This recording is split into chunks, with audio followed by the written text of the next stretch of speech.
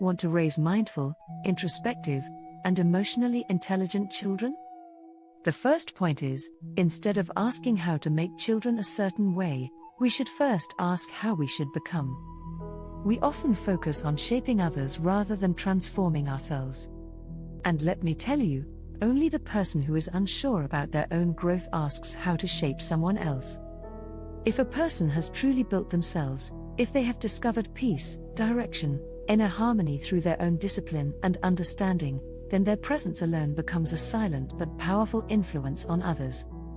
When we ask, how should we shape our children? It already suggests that we ourselves are not yet stable, not yet whole.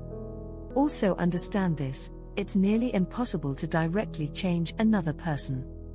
Whatever little we can do for others is always indirect, subtle, and through the back door, never frontal. If a mother wants her child to become inward-looking, truthful, moral, or spiritual, she must never fall into the illusion that she can forcefully lead the child in that direction. The moment we try to direct someone, even a child, their ego resists. No one in the world likes being dragged, even small children. The very act of trying to shape someone triggers rebellion. The child's ego rises up and instinctively opposes the effort. Even when it's done with good intent, it is perceived as aggression. And aggression provokes resistance. A child may not yet have the strength to fight back directly, but resistance begins to build within.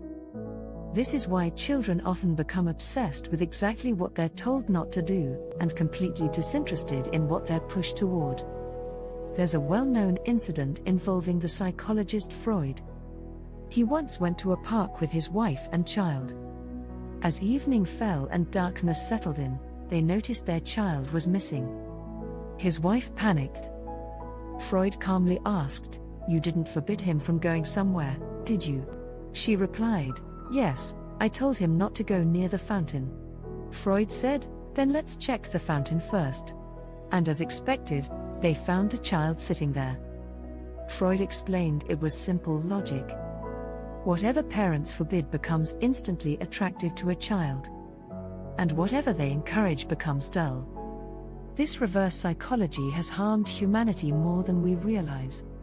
Parents' intentions may be noble, but when they push a child toward good things, the child's ego resists goodness itself. When they forbid bad things, curiosity grows in that direction. This is why children from good families often don't turn out good. In fact, children of the most renowned people can turn out to be the worst. Take Gandhi's son, for example. He ended up drinking, eating meat, and converting religions. Why? Because Gandhi tried too hard to shape him. That effort itself became the problem.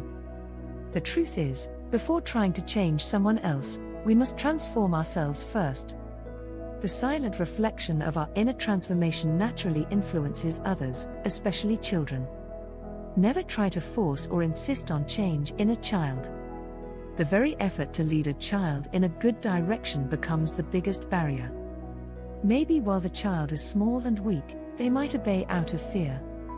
But remember, the one being suppressed today will eventually grow strong.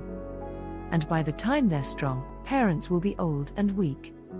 The distant, cold behavior we often see from adult children toward their aging parents is rooted in the violence they endured in childhood, not visible violence, but emotional coercion, subtle dominance. So never pressurize. Never use force, even in the name of love. Change children only by transforming your own life. Bring peace into your life, joy into your soul. Don't give orders. Don't preach. Just say, "This is what I did, and I found joy in it."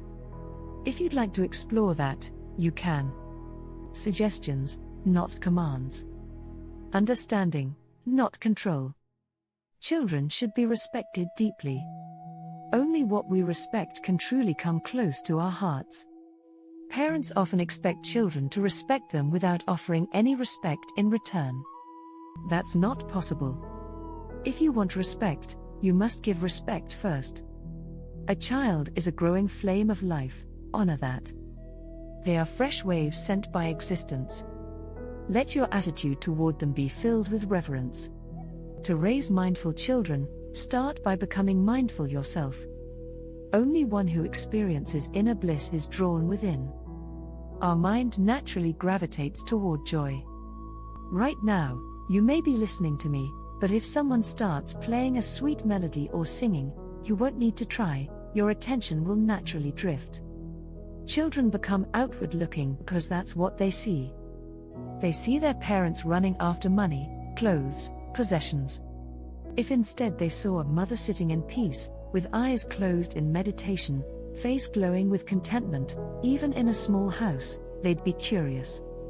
They would ask, where does this peace come from? What gives this glow? And that curiosity would lead them inward. To awaken that curiosity in a child, become peaceful yourself. Sit quietly for even just 10 to 15 minutes a day. If a parent can't do that even once in 24 hours, how can their child ever learn the value of silence? If a home never sees prayer or meditation, how will the children become centered? Children see stress, arguments, complaints. They see their parents fighting, not loving. And that's what they absorb. So if you really want to raise mindful children, first change yourself. If you truly love them, this change is necessary. Before having a child, there was no responsibility. But after becoming a parent, a sacred responsibility begins. A whole new life is now growing based on your actions. If that child goes astray, the burden will lie with you. Giving birth is easy. Raising a conscious human being is a sacred and difficult task. Animals also give birth, but they don't raise saints. Only a conscious mother or father can. Being a parent means saying to life, I have brought you into this world. Now I will guide you with love, awareness, and wisdom toward the highest potential. But this guidance can only come through transformation of the self.